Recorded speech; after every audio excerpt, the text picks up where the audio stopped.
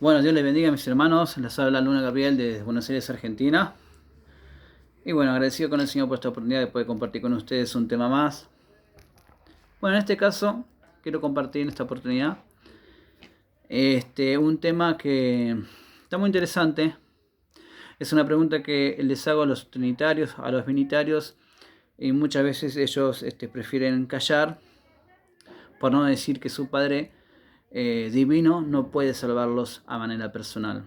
Entonces propuse hacer este video. Bueno, la temática de este video justamente trata de eso, ¿no? Si el Padre no unicitario puede ser un Padre trinitario, binitario, testigo de Jehová, el Padre unitario, que es diferente de los unicitarios. Si estos padres que ellos creen, que ellos predican, pueden salvar a manera personal. Yo digo que no pueden salvar y lo voy a demostrar. Entendemos que en la Biblia que la salvación se puede entender en dos aspectos diferentes. Una salvación física y una salvación espiritual. Ahora bien, la salvación física también pertenece a Dios, nuestro Padre Celestial. Podemos ver en el Antiguo Testamento cómo Dios salvaba a Israel de Egipto, y lo hizo por medio de Moisés, al cual él lo levantó como Elohim, como un libertador. Pero Moisés entendía que la salvación le pertenece a Yahweh Dios. Y es así como entendemos también nosotros que la salvación le pertenece a Dios. Ahora bien, esta salvación no demandaba un derramamiento de sangre ni nada por el estilo. Dios, si quería, también lo podría hacer él, bajar, descender y salvar al pueblo de Israel, pero no era esto el momento en hacerlo, porque esta salvación no demandaba un derramamiento de sangre. Dios lo podía hacer por medio de otras personas, como Moisés, como los jueces, Sansón, Josué, David, etc. Y también como otras personas que no pertenecían al pueblo de Israel, pero sin embargo Dios los levantaba para traer salvación a Israel.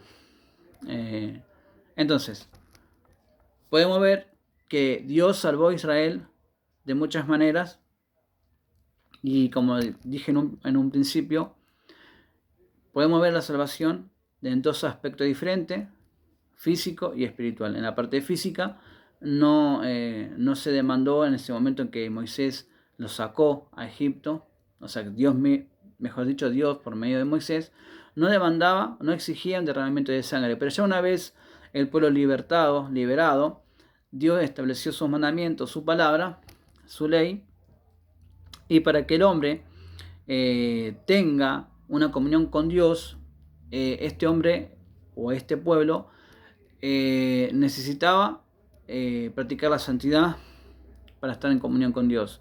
Necesitaba ajustarse a las leyes, a los preceptos, a las ordenanzas de Dios. Dios pedía que el pueblo sea santo. Entonces, si en el pueblo había pecado, Dios había leyes que declaraban a la persona que tenía que morir. Otras clases de pecados en el cual con una ofrenda bastaba.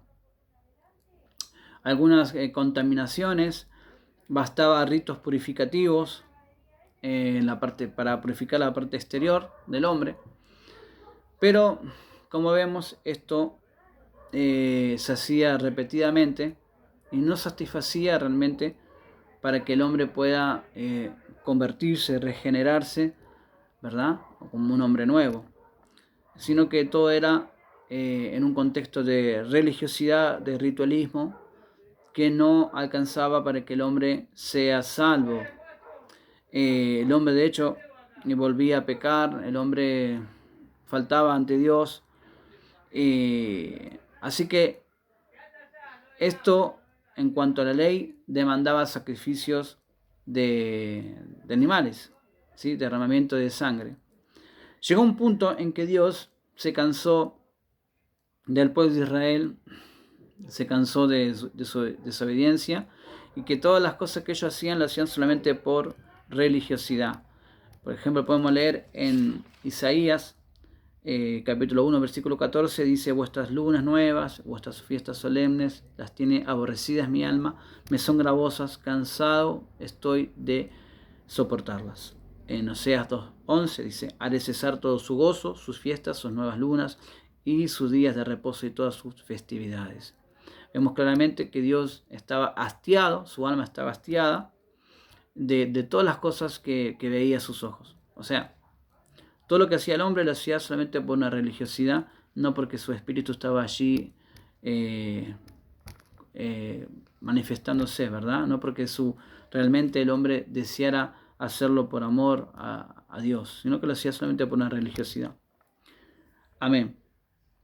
Ahora bien, vemos que llega un punto en que Dios, ya los sacrificios que se hacían no satisfacían a Dios.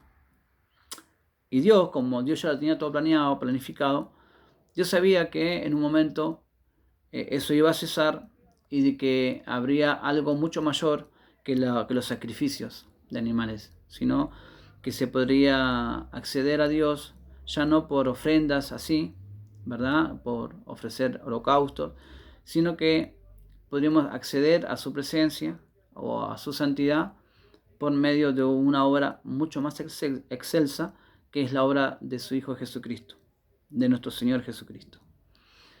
Creyendo en Él, aceptándolo a Él. Amén. Ahora bien, como vengo diciendo, hay dos clases de salvación, podemos decir, o dos aspectos de lo que concierne a la salvación. Como dijimos, un aspecto físico y un aspecto espiritual. En el aspecto físico, estamos viendo de que por la ley el hombre ofrecía animales, ¿verdad? Y con eso querían ellos alcanzar la paz con Dios, ¿verdad? Estar bien con Dios, en comunión con Dios.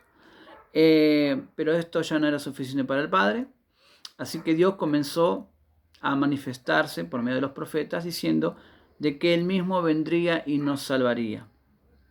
Ahora bien, el hombre no puede hacer nada para salvar a su hermano, para salvarse a sí mismo tampoco puede hacer nada, aunque leemos en la Biblia de que aquellas personas justas ante Dios podían salvar sus almas, pero aquellas que estén, que Dios considere que son justas realmente. Podemos decir que Noé, que Daniel, Moisés también, eran personas justas para Dios y que ellos podían salvar sus propias almas. Podemos también entender de que el hombre no puede salvar a nadie. Estamos hablando antes de Jesucristo, por supuesto. Antes de Jesucristo. La Biblia dice en Salmos, capítulo 49, versículo 7 en adelante, de que el hombre no puede redimir a su hermano de ninguna manera. No hay precio que pueda él pagar para redimir, porque el precio es inmesurablemente grande. No hay manera. En otras palabras, es imposible que el hombre pueda hacer algo por su hermano, pueda salvarlo, pueda redimirlo ante Dios. No hay manera. Y los sacrificios que estos hacían, ya Dios estaba cansado de esos sacrificios. Por eso que podemos leer en, si mal no recuerdo, está por acá, en Hebreos, capítulo 10, versículo 1 en adelante, dice: porque la ley, teniendo la sombra de los bienes venideros, no la imagen misma de las cosas, nunca puede, por los mismos sacrificios que se ofrecen continuamente, cada año, hacer perfectos a los que se acercan. De otra manera, cesarían de ofrecerse, ya que los adoradores limpios una vez no tendrían más conciencia de pecado. Pero en estos sacrificios cada año se hace memoria de los pecados, porque la sangre de los toros y de los machos cabríos no pueden quitar sus pecados. O sea que llega un momento en que Dios ya se cansa de todas estas cosas. Dios ve insuficiente la sangre de los animales. Si bien en un momento la ira de Dios se apaciguaba, no todos los hombres de Israel, no todo Israel eran malos ante los ojos de Dios, eran impíos, sino que había personas que adoraban realmente a Dios. Y por eso 1, 2, 3, Dios no desataba juicio en todos ellos, sino que Dios siempre se reservó un remanente. Amén. Entonces podemos ver que Dios ya estaba cansado de estas cosas. Bien. Que tanto los sacrificios de los corderos, de los bueyes, de los toros, etcétera, de todos los animales, ni el hombre, ni ningún Dios falso puede salvar al ser humano. ¿Quién puede salvar entonces a Dios? Al hombre, si no es Dios. ¿Quién? Ahora bien, el Dios que estamos predicando, que es Dios el Padre, nosotros decimos en la unicidad que Él nos salvó personalmente. Esta es la diferencia que hay con los trinitarios, binitarios, testigos de Jehová y unitarios, que ellos no creen que Dios se haya revelado al hombre a manera humana para traernos salvación. Ellos creen que Dios envió a otra persona, para salvarnos. Pero la Biblia dice bien claro que no conoceremos otro Salvador más que a Él.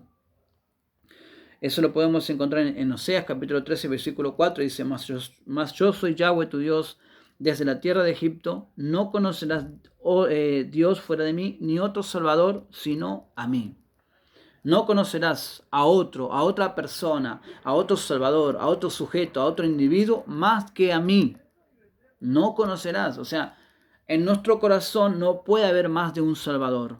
En nuestro corazón no puede haber más de un libertador, de un redentor. No puede haber en nuestro corazón. Si eso hay en nuestro corazón, estamos en un politeísmo evidente. Ahora, fíjese esto, ¿no? El sector trinitario dice que el Padre, y lo he escuchado de varios apologistas trinitarios reconocidos, diciendo, el Padre no derramó ni una gota de sangre por mí. El Padre no murió por mí.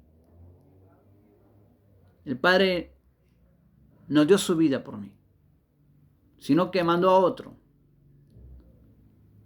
Mandó a su Hijo.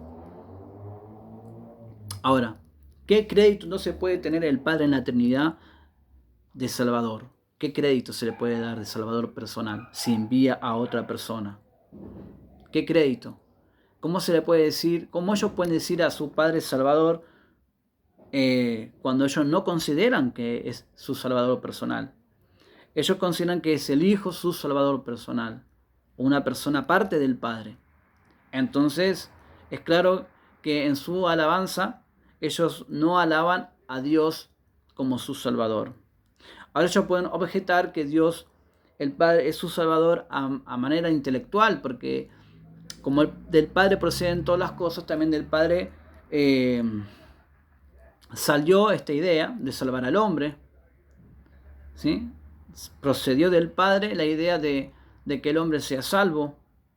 O sea que a manera intelectual ellos entienden de que Dios diagramó, diseñó un plan, pero no lo pudo ejecutar personalmente, sino que Él dio un plan y dijo, bueno, ya tengo la manera de salvar al hombre. Ajá, ok, ¿y cómo será? Y tienes que tú morir. O sea, no es algo lógico, ¿verdad? Ostentar un crédito, un título de Salvador cuando envía a otra persona y que no es el mismo. O sea, no hay manera de que entonces en la Trinidad o en el binitarismo o los testigos de Jehová puedan predicar que hay un Dios Padre que salva. No hay manera posible a manera personal. Ellos pueden decir, si nos salvó porque dio un plan. Wow, eso sí que es incapacitar a una persona que es Dios y que es supuestamente todopoderoso. O sea, ¿dónde está el todopoder de esa persona que ellos predican como Dios y Padre? En cambio, en la unicidad nosotros predicamos que Dios, el Todopoderoso, sí se hizo hombre. Y tenemos texto para decir que Él es nuestro Salvador y de que Él vino por nosotros. Podemos leer, vamos a leer, por ejemplo, Isaías 25:9 dice, y se dirá en aquel día, he aquí, este es nuestro Dios. En Él hemos esperado y Él nos salvará. Este es Yahweh. En Él hemos esperado, estaremos alegres y nos regocijaremos en su salvación. Isaías 25:9. Hermoso texto. Isaías 43:3 dice, porque yo soy Yahweh, tu Dios, el Santo de Israel, tu Salvador. A Egipto he dado por tu rescate, a Etiopía y a Seba por ti. Yo soy tu Salvador, dice. Y dice, Isaías 43:11 dice, yo Yahweh, y fuera de mí no hay quien salve. Fuera de mí no hay quien salve. No hay otro sujeto. No hay otra persona que pueda salvar al ser humano. ¿Lo digo yo? No, lo dice la Biblia.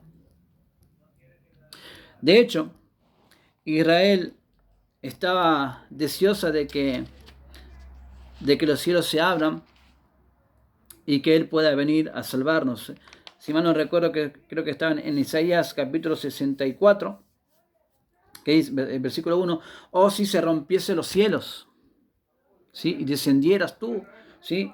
Y a tu presencia se escurriese en los montes. Aquí está, acá lo anoté.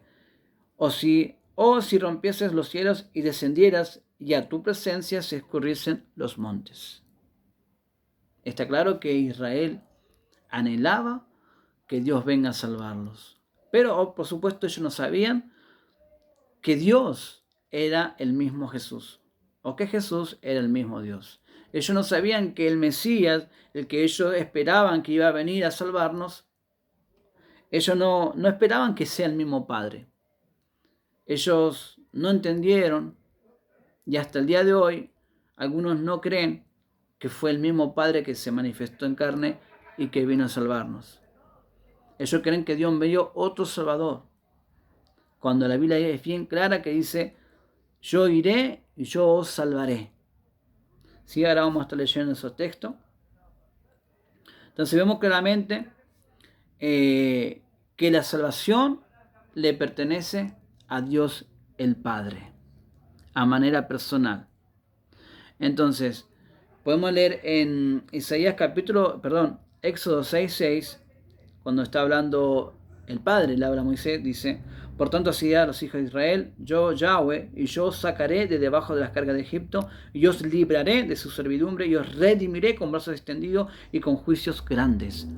Muchos pueden decir, bueno, ahí está hablando Yahweh, ahí está hablando la Trinidad, pero no, la Biblia es clara y precisa para que no entremos en ese error. En Éxodo capítulo 4, versículo 22 dice, y dirás a Faraón, así dice Yahweh, Israel es mi hijo, mi primogénito. O sea, mi hijo. No dice nuestro hijo, nuestro primogénito, dice mi hijo. Hay una persona que está hablando y que considera que Israel es su hijo. Si hay la Trinidad para el sector trinitario o el binitario, ahí está hablando un Yahweh compuesto por varias personas, entonces, ¿somos hijos de ellos? No, somos de uno, porque tenemos un solo Padre. Jeremías 31:9 dice, con llanto vendrán y entre súplicas los conduciré, los haré andar junto a arroyos de aguas por camino derecho, en el cual no tropezarán, porque yo soy Padre para Israel y Efraín es mi primogénito. Nuevamente, Dios denotando su carácter de Padre, porque Él es nuestro Padre. Amén. También, si persisten dudas para esto, Isaías 63:16 dice, pero tú eres nuestro Padre, si bien Abraham nos ignora e Israel no nos conoce, tú, oh Yahweh, eres nuestro Padre, nuestro Redentor, perpetuo es tu nombre. O sea, vemos claramente que Yahweh es nuestro Redentor, es nuestro Padre.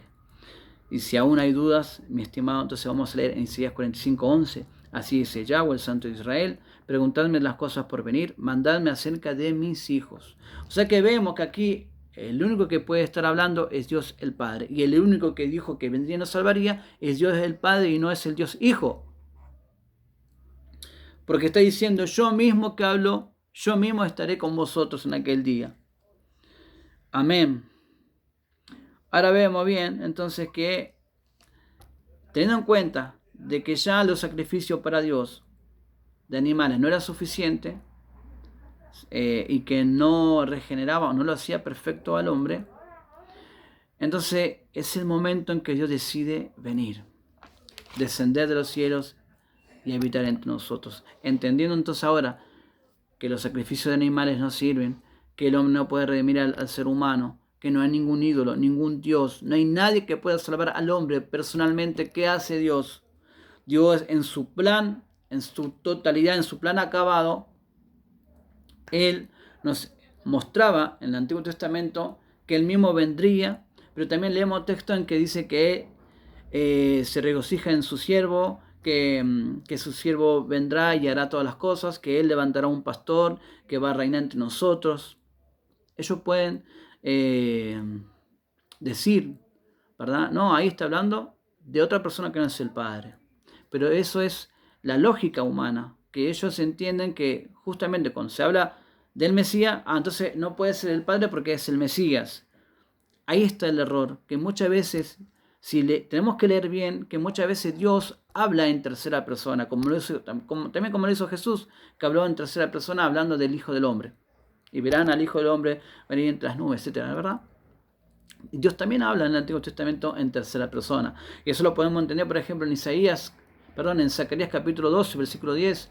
Y llorarán por mí como se llora, y mirarán a mí, a quien traspasaron, y llorarán por él como se llora por hijo unigénito. Llorarán por él. Ese él es justamente Dios el Padre. Porque dice, y mirarán a mí, a quien traspasaron. O sea que Dios no tiene problema, Él es el inventor de la lengua, es el inventor de los idiomas, Él toma dominio de todas las cosas y Él puede hacer estas cosas también. Hablar en tercera persona. A la lógica nosotros entendemos que es otra persona, pero Él está hablando en tercera persona. Mirarán a mí, a quien traspasaron, y llorarán por Él como se llora por unigénito. Y esta escritura está cumplida en Juan capítulo 19, versículo 37. Para que se cumpliese la escritura, mirarán al que traspasaron. Esto es un cumplimiento en parte, ¿verdad? Ya sería otro tema. Pero ahí vemos que Dios está diciendo que mirarán a mí, a quien traspasaron. ¿Quién fue traspasado en la cruz? El Hijo de Dios. Pero este Hijo de Dios es el mismo que habló en Zacarías 12:10. Ahora, argumentos del por qué no cualquier padre que no sea unicitario no puede salvar. El padre, vamos a leer un argumento, el padre no unicitario no participa de la muerte, ni divinamente ni humanamente, perdón. Entonces, vemos claramente que como ellos consideran el sector trinitario y todo lo que no son de la unicidad, ellos consideran que el Padre no murió, que no participó de una muerte corporal, física. Ellos entienden que como Dios es espíritu, Dios no puede tener un cuerpo. Ok. Eso se puede debatir, porque yo veo en Génesis capítulo 18 que Abraham comió con Yahweh, que lo vio y comió con él. Fue una manifestación de Dios, ok, está bien, pero no quita, ni tampoco podemos argumentar que Dios tenga en sí un cuerpo, que Dios se pueda manifestar de muchas maneras. Dios puede tenerlo como no puede tenerlo, eso no lo sabemos, pero sí bien podemos saber hoy por hoy que Dios se hizo hombre y que hoy tiene un cuerpo. Eso lo podemos decir. En el Antiguo Testamento no puedo decirte si lo tenía o no lo tenía un cuerpo, si tenía o no tenía un cuerpo. Puede ser que sí, puede ser que no. En mí eso no tiene relevancia, que Dios tenga o no tenga un cuerpo. En Génesis capítulo 18 dice que Dios comió con él, o que Abraham comió con Dios, con Yahweh. Y que Isaías también lo vio, sentado en su trono. O sea que podemos decir que tiene un cuerpo espiritual. Pero ese no es el punto. No estoy hablando de si Dios tiene un cuerpo o no tiene un cuerpo. Sé que hoy Dios se ha manifestado en un hombre y que es Él mismo ese hombre. Ese hombre que llamado Jesús, el Hijo de Dios, es el mismo Dios. No que se metió en un hombre, en una persona que no sea Dios. No, ese hombre es Dios mismo. Entonces Dios se manifestó en ese hombre. Me estoy refiriendo que todo el amor de Dios, el poder de Dios, la persona de Dios se manifestó en Jesús. Y que ese Jesús es el mismo Padre. Quiero darme a entender, porque muchas veces una sola palabra basta como para que se levanten falsos argumentos. Repito, Jesús es el mismo Dios, no es un hombre poseído por Dios, no, es el mismo Dios, hecho carne, se hizo hombre, y Él vino mismo a salvarnos a nosotros. Porque si no, no estoy haciendo este video en el cual yo digo que Dios, el Padre, a manera personal vino a salvarnos. Si no, estaría diciendo que Dios se metió en un cuerpo que no es el cuerpo de Él, sino que de otra persona, y que Dios nos salvó. No, y así Dios no nos puede salvar metiéndose en una persona que no es Él. Él mismo es Dios, ¿ya? Y ese mismo hombre es Dios, ¿ya? Ahora, entonces, personas no unicitarias toman, por ejemplo, 1 Timoteo 1:17 para decir, por tanto, al Rey eterno, inmortal, invisible, al único y sabio Dios, sea honor y gloria y por siempre jamás. Amén. Dice al único inmortal, invisible. Entonces, ¿qué se ve? Ahí está. El Padre es invisible, no se le vio, es inmortal, no puede morir. Ahora pregunto yo, ¿quién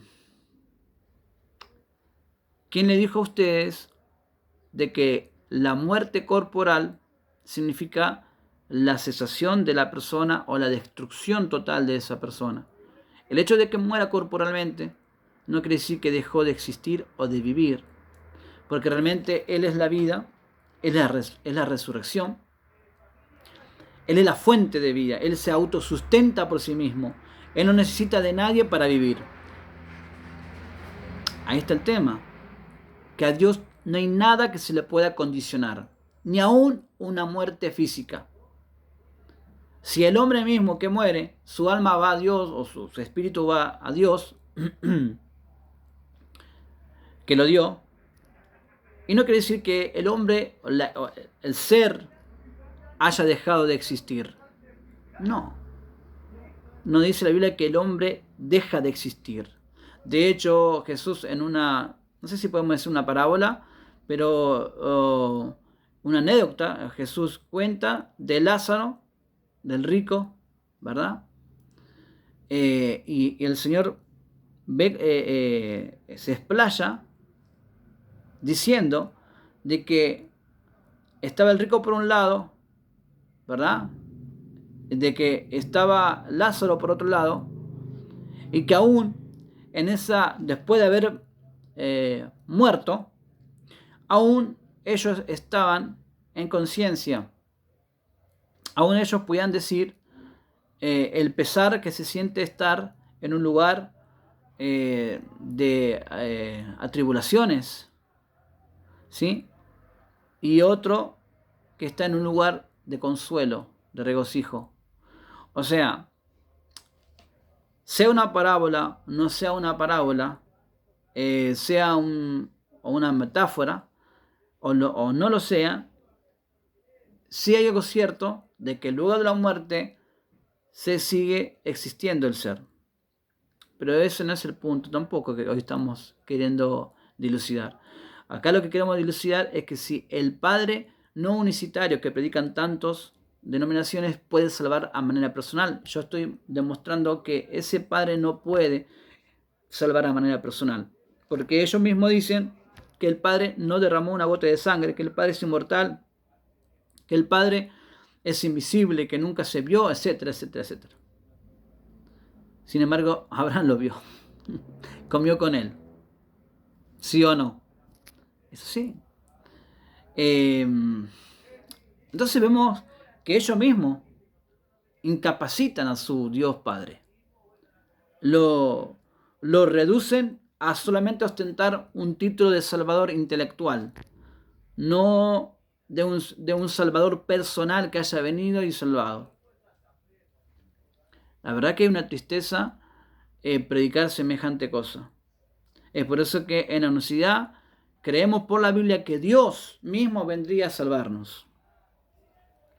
Otro punto más que ellos utilizan, el Padre, por ejemplo, el Padre no unicitario mandó a otro salvador personal y no vino él mismo en su forma humana o existencia humana.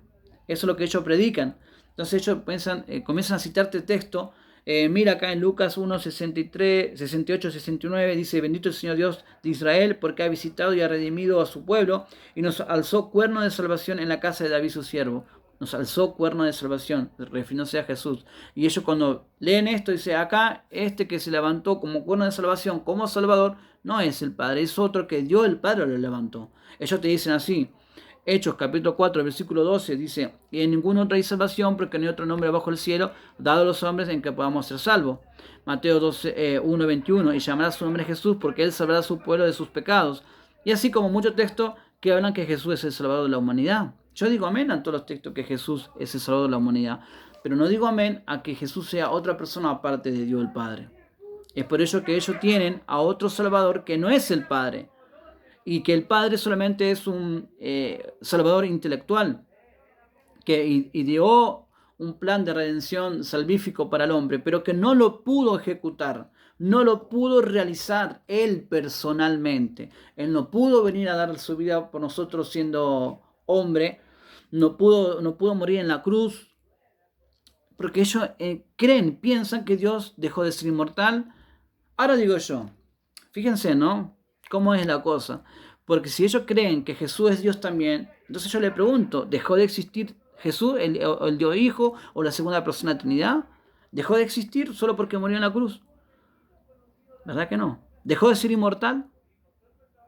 No. ¿Dejó de ser invisible? Entonces, si 1 Timoteo 1:17 solamente es para referirse a Dios el Padre, entonces tenemos que descartar que el Hijo, el Dios Hijo de ellos, que ellos predican, sea el Rey eterno, porque acá dice, por tanto, al Rey eterno, inmortal, invisible, y al único y sabio Dios. Quiere decir que el Hijo no es sabio, el Hijo no es Dios. Ellos mismos se refutan. Pero vemos claramente que Dios el Padre dijo: yo mismo iré a salvar a mis ovejas. Y vamos a leerlo. Creo que está en Ezequiel, capítulo 34, si mal no recuerdo. 34:11. Dice: yo apacentaré a mis ovejas y yo le daré aprisco, dice Yahweh el Señor. Dice también Ezequiel 34:22: yo salvaré a mis ovejas y nunca más serán para rapiña, y juzgaré entre ovejas y ovejas. Amén. Eso es claramente es una referencia con Mateo 25, 31, 33, cuando el Hijo del Hombre venga en su gloria y todos los santos ángeles con él, entonces sentará sobre el trono de su gloria y serán reunidas delante de él todas las naciones y apartará las unas de las otras, de los otros, como aparta el pastor